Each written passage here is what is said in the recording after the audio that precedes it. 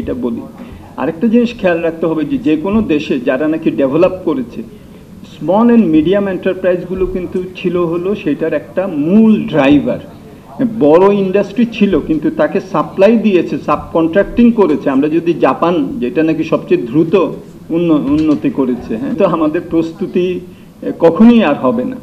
সুতরাং আমার মনে হয় যে এই জায়গাটাতে আমাদেরকে আসলে দৃষ্টি দিতে হবে যে আমরা কিভাবে আমাদের এই ইটিপি বলি বা আমাদের এপিআই পার্ক বলি, আমাদের বিভিন্ন ধরনের যেসব অবকাঠামোগত আমাদের সুবিধা দরকার, প্রস্তুতিটাকে যাতে এই ডেফারমেন্টের এই ডিসকোর্সটা যাতে আমাদের প্রস্তুতিটাকে যাতে আমাদেরকে দৃষ্টিটা সরিয়ে না দেয়। 2026-এ না হলে 3 বছর হলে 2029-এ হবে, কিন্তু একটা দিন তো এটা হবে যখন আমার বাজার সুবিধা থাকবে না। এমন একটা যাতে অবস্থা না হয় যে প্রস্তুতিও নিলাম না, 2026 সালে 24শে নভেম্বর আবার আমাদের গ্র্যাজুয়েশনও করতে হলো, এইটা হবে হলো খুবই আত্মঘাতী। সো আমাদের অবশ্যই প্রস্তুতিটা আমাদের রাখতে হবে। এই যে স্মুথ ট্রানজিশন স্ট্র্যাটেজি যেটা করা হয়েছে, high level expert group committee করা হয়েছে, হোয়াইট পেপার যে এস্টিমেটেড ফিগার দিয়েছে গ্রোথ রেটের, তা সেটা হিসাব করলে এলডিসি গ্র্যাজুয়েশন কিন্তু আমরা কোয়ালিফাই করি।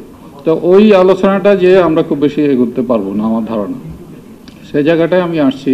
তো একটা হচ্ছে ম্যাক্রো ইকোনমিক স্টেবিলিটি যদিও বা রিস্টোর হয়ে থাকে, আমাদের আরও চ্যালেঞ্জ রয়ে গেছে। এক হচ্ছে ইনফ্লেশন আরও কমাতে হবে, সেই কমানোর জন্য সাথে যেটা আমাদের ইনভেস্টমেন্ট যাতে না কমে সেদিকে দেখা দরকার, এবং সেটা করার জন্য নিচ্ছে বাংলাদেশ ব্যাংক নেক্সট যে মনিটারি পলিসি স্টেটমেন্ট দিবে, আমি আশা করি সেখানে আরও একটা রিগোরাস অ্যানালিসিস করবে যে আসলে মনিটারি পলিসির ইম্প্যাক্টটা কোথায় পড়ছে, মনিটারি ট্রান্সমিশন চ্যানেলগুলো ঠিকমতো কাজ করছে কিনা। না সরকারি সিদ্ধান্ত হচ্ছে যে এলডিসি গ্র্যাজুয়েশন আমরা করব এই মুহূর্তে, এবং সেই জন্য অনেকগুলো কমিটিও কাজ করছে যে আমরা যে ধরনের কাজগুলো করা দরকার এলডিসি গ্র্যাজুয়েশনকে ফ্যাসিলিটেট করার জন্য সেগুলো আমরা করে যাব, এবং সেই লক্ষ্যে অনেকগুলো কাজও হচ্ছে।